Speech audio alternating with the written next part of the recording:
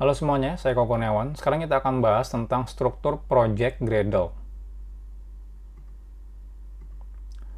Nah, ini adalah struktur project Gradle, tapi sebelum saya bahas, kita akan coba buka dulu ya project yang sebelumnya sudah kita buat menggunakan Gradle. Jadi kita akan buka menggunakan IntelliJ IDEA. Jadi kita tinggal klik open or import. Kalau teman-teman silakan buka di lokasi teman-teman di mana menyimpannya. Kalau saya di development, lalu di sini ada YouTube, lalu di sini ada belajar Gradle. Jadi tinggal saya open, tunggu sampai selesai. Nah, biasanya ini agak lama, bahkan dia download Gradle dulu, ya. Jadi saya masukkan ke background dulu contohnya. Saya akan coba maximize. Jadi by default si IntelliJ IDEA dia akan download Gradle versi dia sendiri ya, bawaan dia. Nah, sebenarnya teman-teman nggak perlu sih download lagi. Teman-teman bisa cancel ini aja.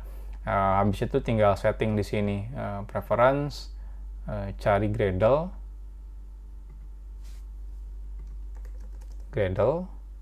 Nah, ya. Jadi by default dia pakainya use Gradle from Gradle wrapper-nya. Jadi teman-teman semuanya bisa pakai Gradle punya teman-teman yang sudah teman-teman install di laptopnya. Jadi gimana settingnya nih? Build tool.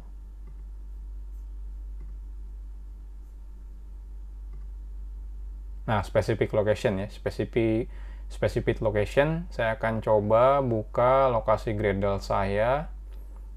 Saya nyimpannya di tool Gradle. Open. Nah, selesai. Tinggal saya apply. Oke. Nah, selanjutnya nanti si Gradle dia akan download dependensi-dependensi yang dibutuhkan. Nah, apa aja contohnya? Kita kan pakai contohnya menggunakan ini ya, Kotlin. Jadi dia akan nanti download si Kotlinnya. Nah, ini agak sedikit lama nih. Karena ini baru pertama kali. Jadi agak sedikit lama. Kalau misalnya nanti udah kelar, nanti teman-teman bisa lihat di external library. Library apa aja yang di download sama si Gradle. Nah, ini contohnya udah kelar. Nah, kita lihat di dalam external library ini ada library apa aja yang di-download sama si Gradle. Nah, ini lumayan banyak ya. Ada Kotlin, dan seterusnya. Oke. Artinya sekarang kita sudah berhasil buka project-nya menggunakan IntelliJ IDEA. Nah, sekarang kita akan bahas tentang strukturnya. Jadi, kita akan bahas satu persatu seperti struktur seperti ini. Nah, pertama kita akan bahas dulu .gradle. .gradle itu adalah build. Intinya itu sebenarnya ini bakal nggak mungkin dipakai sih. Ini kayak di ignore. Makanya kalau teman-teman lihat di sini ada git ignore. Ini sudah ada bawaannya. Jadi kalau teman-teman sudah ngerti tentang git, maka dia otomatis menambahkan git ignore. Di git ignore-nya dia di ignore.gradle. Jadi ini kayak semacam temporary file yang digunakan sama si Gradle itu sendiri.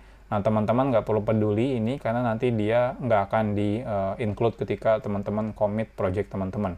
Nah, .idea ini bawaan si IntelliJ IDEA, jadi nggak perlu dipikirin lagi.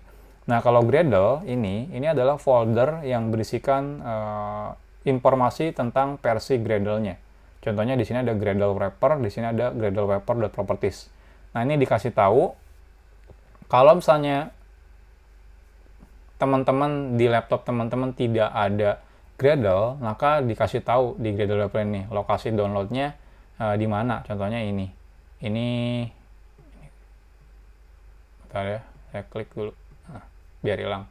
Nah, ini dikasih tahu lokasi Gradle versi berapa yang kita pakai dan lokasi downloadnya ada di mana. Nah, ini biar nanti bisa secara otomatis download Gradle tanpa kita manual downloadnya. Ya, jadi seperti itu. Nah, sebenarnya project teman-teman itu semuanya ada di dalam folder yang namanya src atau istilahnya source. Ini semua project teman-teman masuknya di sini. Jadi ketika bikin aplikasi Kotlin, maka projectnya akan ada di sini. Nah, ada dua folder lagi, namanya main, yang kedua adalah test. Main adalah source code tempat teman-teman menyimpan source code-nya, test adalah tempat teman-teman menyimpan unit test-nya. Nah, kita nggak akan bahas tentang unit test ya, tapi teman-teman minimal tahu aja kalau test itu digunakan untuk menyimpan file-file unit test. Nah, di sini juga ada lagi, ada Kotlin, ada resources. Nah, Kotlin itu digunakan untuk teman-teman menyimpan file Kotlin. Kalau resources itu digunakan untuk menyimpan file resource. Resource itu contohnya file-file yang bukan kode program. Contohnya kayak gambar, file konfigurasi, dan lain-lain itu simpannya di resource. Jadi jangan digabungkan di sini. Jadi jangan teman-teman masukkan gambar, contohnya teman-teman nambahin icon apa gitu ya, gambar logo gitu ya. Jangan dimasukkan di Kotlin, tapi masukkannya di resource. Nah, selanjutnya di tes juga sama, ada dua, Kotlin sama resource. Ini tempat teman-teman menyimpan unit testnya di Kotlin, dan resource ini tempat teman-teman menyimpan resource yang berhubungan sama unit test. Nah, Git attribute sama Git ignore ini bawaan project untuk konfigurasi defaultnya Git. Teman-teman silakan tambahkan atau ubah. Nah, ini ada build Gradle KTS. Nah, ini adalah build script-nya si Gradle. Nah, kalau teman-teman buka, ini adalah build script punya project kita. Jadi ini saya jelaskan contohnya. Di sini ada plugin, kita pakai pluginnya Kotlin ya. Lalu tipenya adalah aplikasi, jadi project yang kita generate itu tipenya aplikasi. Ini lokasi repository, jadi nanti kalau teman-teman download dependency, download library, itu teman-teman akan download dari repository namanya JCenter. Nah, di sini adalah dependency. Ini adalah dependensi yang teman-teman butuhkan di project teman-teman. Contohnya teman-teman butuh Kotlin JDK 8, Kotlin test, Kotlin JUnit, dan yang lain-lain. Ini detailnya nanti kita akan bahas di materi-materi terpisah. Nah, selanjutnya di sini ada bagian yang namanya application. Ketika teman-teman bikin projectnya berupa application, maka di sini ada application. Application itu isinya ada main class. Main class itu adalah istilahnya itu kayak apa ya? Konfigurasi di mana lokasi main class teman-teman, main class.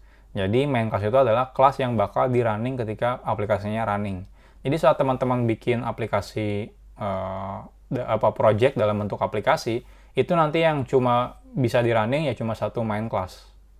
Jadi nggak kayak waktu belajar ya. Waktu belajar kan teman-teman bikin main class-nya banyak tuh ya, atau istilahnya main function-nya banyak kalau di Kotlin.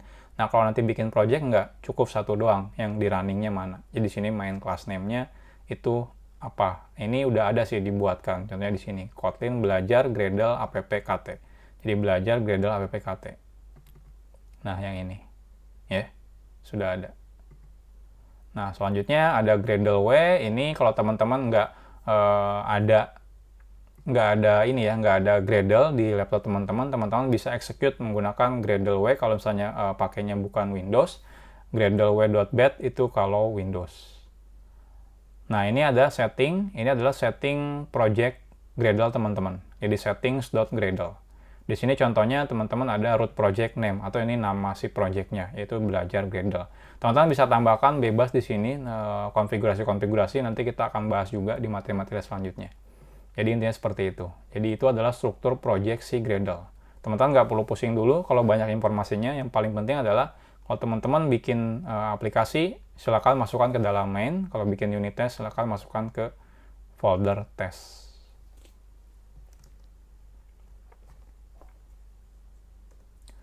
Next, kita akan bahas tentang Gradle task di Gradle.